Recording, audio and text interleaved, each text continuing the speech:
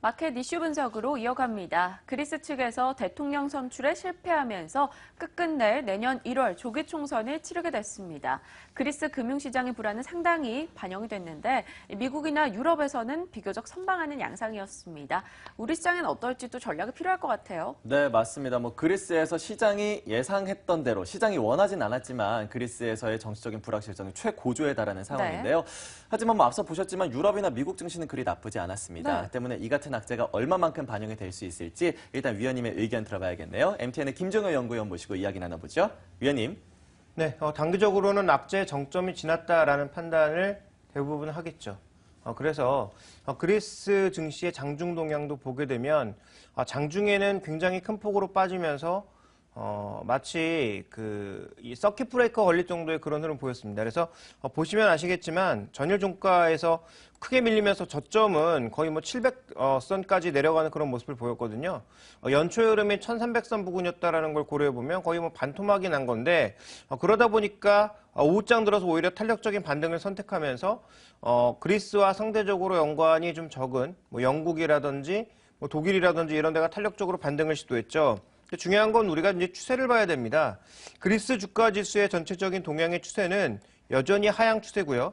이런 하향 추세를 쉽게 바꿀 수 없다라고 판단하고 있습니다. 그래서 현재 리스크는 여전히 진행형이다라고 봐야 될 것 같고요. 러시아도 마찬가지죠. 저점 대비해서 탄력적으로 반등했지만 여전히 하락 추세대 내에 있기 때문에 둘 다 악재는 여전히 반영 중이다라고 봐야 될 것 같고 현재 시장의 가장 큰 오해는 시리자가 집권을 한다고 하더라도 극단적인 선택은 하지 않을 것이다라는 속단을 하고 있는데 그런 속단은 우리가 좀 경계를 해야 되지 않을까. 실제로 만약에 시리자 쪽으로 정권이 넘어가게 돼서 좌파 연합 쪽의 연정이 이루어지게 되면 어떤 얘기가 나올지 그 누구도 예측 불가능하다라는 거죠. 왜냐하면 그만큼 그리스 국민들이 겪는 고통, 반대로 그리스에 돈을 지급했던 독일 사람들, 이 사람들이 느끼는 악감정 이런 것들이 작지 않기 때문에 우리가 좀 생각해 볼 필요가 있겠고요. 그 다음에 그리스 10년물 국채 수익률 동향만 보면 그리스가 마치 망할 것 같았던 지난 2012년 동향과는 분명히 다른 상황입니다. 이때는 국채 수익률이 거의 40%, 50%를 넘어갔기 때문에 나라가 망하느냐 마느냐 입장이었거든요. 근데 지금 현재 10% 내외니까 분명히 이것만 놓고 보게 되면 리스크 차이가 나지 않느냐 이렇게 생각할 수 있는데요. 아까도 말씀드렸다시피 속단은 조금 미르다. 왜냐하면 지금 현재 디플레 국면에서 안전자산으로의 자금 쏠림이 극단적으로 진행되고 있거든요. 지금 디플레 과정이니까 금으로 안 가고 달러로 가고 있는 거고요. 실제로 유로도 돈을 넣는다고 하니까 유로 쪽으로 돈이 안 가고 달러 쪽으로만 돈이 흘러가고 있는 겁니다. 그러니까 전체적인 자금 동향 자체가 극단적인 안전자산 선호 현상이 여전히 나타나고 있기 때문에 그리스 위기의 본질은 두 가지입니다. 끝나지 않았다, 진행형이다라는 것과 두 번째, 안전자산에 대한 선호도가 지속적으로 나타나고 있기 때문에 상대적으로 위험자산으로 분리되는 그런 자산들에게는 그리스의 상대적으로 양원 흐름을 보였음에도 불구하고 그렇게 좋은 모습은 아니다. 이렇게 이해해봐야 될 것 같습니다. 네, 일단 달러 강세 등의 안전자산의 선호 현상은 더욱더 강화되고 있다. 그럼 상대적으로 좀 불안한 쪽에서는 자금 유출 우려가 있지 않을까 싶은데요. 한국 증시는 불안하다라고 봐야 되는 걸까요?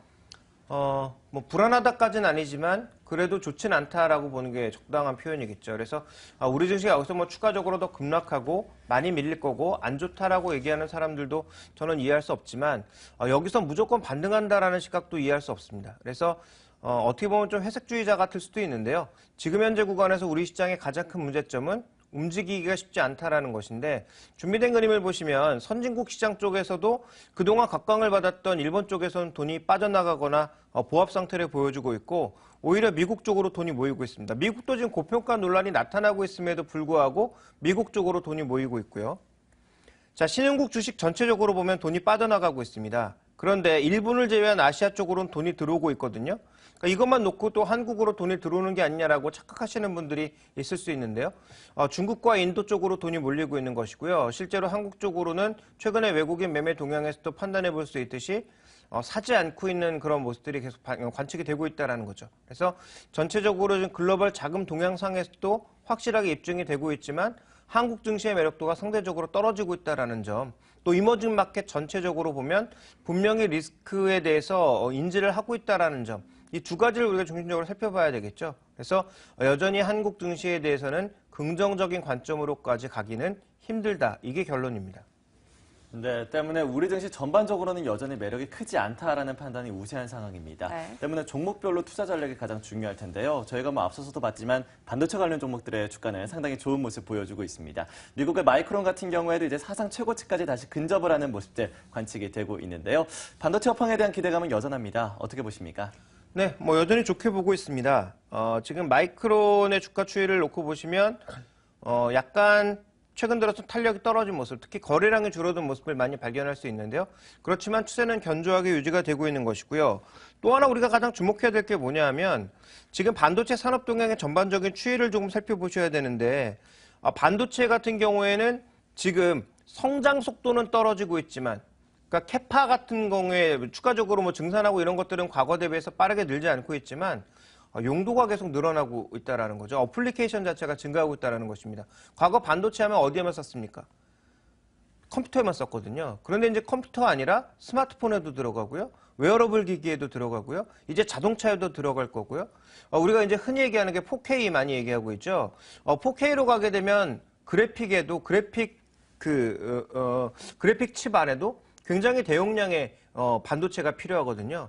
그러다 보니까 반도체의 수요 자체가 증가하고 있는 거죠. 그러니까 지금 반도체를 부정적으로 보는 일부 시각에서는 무슨 얘기들을 많이 하고 있냐면 반도체 가격이 계속 떨어질 거고 세트가 많아지면서 경쟁이 격화되면서 아마 세트 업체 쪽에서 반도체 가격을 계속 떨어뜨리라고 요구할 거다. 이런 얘기하고 있는데 맞는 얘기입니다.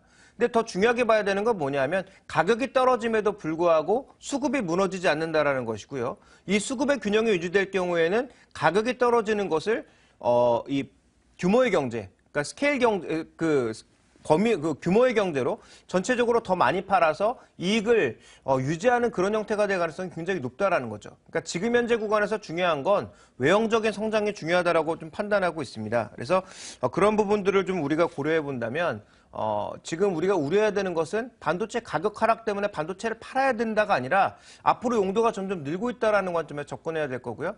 특히 스마트카라든지 아니면 아까 말씀드렸던 4K 용도의 비디오 용도, 그다음에 그래픽용 반도체 칩, 서버용 반도체 이런 것들이 앞으로 점점 늘어날 것이고 클라우드 이런 것들로 인해서 점점 증가할 것이기 때문에 거기에 대한 투자 관점을 본다면 반도체 장비와 SK하이닉스에 대해서는 여전히 긍정적인 관점을 가져가자 이렇게 말씀드리겠습니다. 네, 아무리 불안 요소가 있다고 한들 쓰는 곳이 많다라면 이 수급에 그러니까요. 받쳐준다면 걱정할 부분은 좀 내려놓을 수 있다라고 이야기 주셨고요. 반도체 장비주 SK하이닉스는 긍정적이다라는 평가입니다.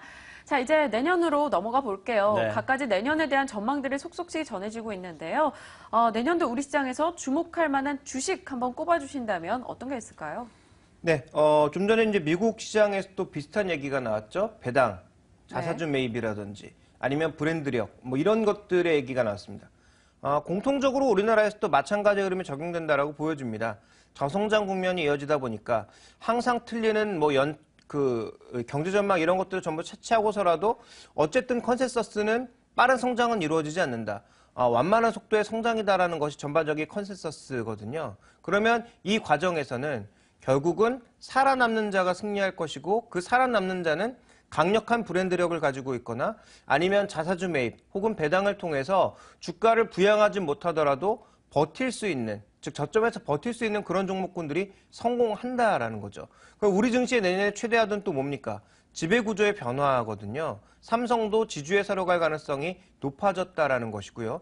대부분의 그룹들이 3세 경영을 위한 지배구조 변화에 굉장히 속도를 가속화시키고 있다는 것입니다.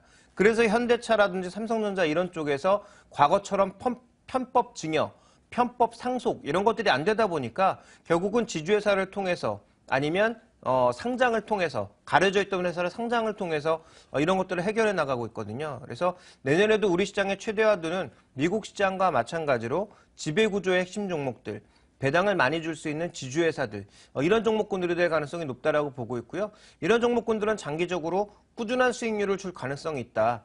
지금 현재 예금 이 수익률이 2%가 채 안 되죠. 물가 고려한다면 거의 제로 수준이거나 약간 높은 수준인데 그거보다도 높은 수익률을 줄 가능성이 굉장히 높지 않겠는가 이렇게 봐야 될 것 같습니다.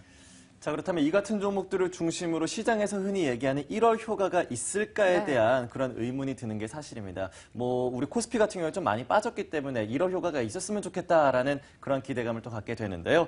이 투자 심리가 내년도 1월부터는 좀 개선될 만한 가능성이 있다고 보십니까? 2015년부터 개선될 가능성은 아무래도 1월 중반에 있는 ECB 회의의 결과를 지켜보기 전에 속단하긴 이르고요. 우리가 좀 주목해봐야 될 건 그동안 우리 시장에 1월 효과가 나왔던 대표적인 이유가 뭐냐? 정책 효과였습니다. 그러니까 김대중 정부, 국민의 정부 때도 IT를 육성하는 벤처 육성 전략 이런 것들 때문에 엄청난 이제 1월 효과라든지 코스닥 효과가 있었고요. 그다음에 참여정부 시절에도 여러 가지 정책 효과가 있었죠. 대표적으로 IT 839 정책 같은 것들이 있었고요. 그다음에 이명박 정부, MB 정부 때는 다 아시는 4대강 같은 이런 정책 효과 자체가 코스닥 시장의 초반 랠리를 이끌었다라고 봐야 됩니다. 그런데 이제 박근혜 정부 들어서는 창조경제라고 하는 굉장히 좋은 슬로건이 있지만 실제로 정책들이 가시화되지 못하고 있거든요. 그러다 보니까 아무래도 제 생각에는 좀 많이 좀 동력이 떨어지지 않을까. 지금처럼 개별 종목으로 인한 상승세 정도가 나타나지 않을까라고 보고 있고요. 특히 이제 삼성이 IoT에 투자한다고 해서 IoT 관련주들이 막 움직이고 있는데 실제로 이런 종목군들의 연관성이 굉장히 떨어집니다. 그래서 이들 종목에 대한 단기 트레이딩 정도는 1월에 유효하다라고 보고 있습니다만 말 그대로 단기 트레이딩 정도에 그치는 것이 좋겠다라고 보고 있고요. 플랫폼을 장악할 만한 또 시장 전체를 장악하고 게임을 바꿀 만한 게임 체인저의 등장은 아무래도 어렵지 않겠는가. 코스닥은 말 그대로 반짝 효과, 지수의 효과보다는 개별 종목에 대한 효과로 그칠 가능성이 높다라고 보고 있습니다. 네, 1월 효과 기대가 있는 코스닥 쪽에서는 단순한 중소형주 트레이딩으로 접근해보자라고 이야기 주셨네요. 자, 이제 시장 올 한 해를 마무리하는 전략도 나눠봐야겠죠. 네, 이제 올해 마지막 증시 전략 확인해 보겠습니다. 먼저 뉴스 보고 돌아오시죠.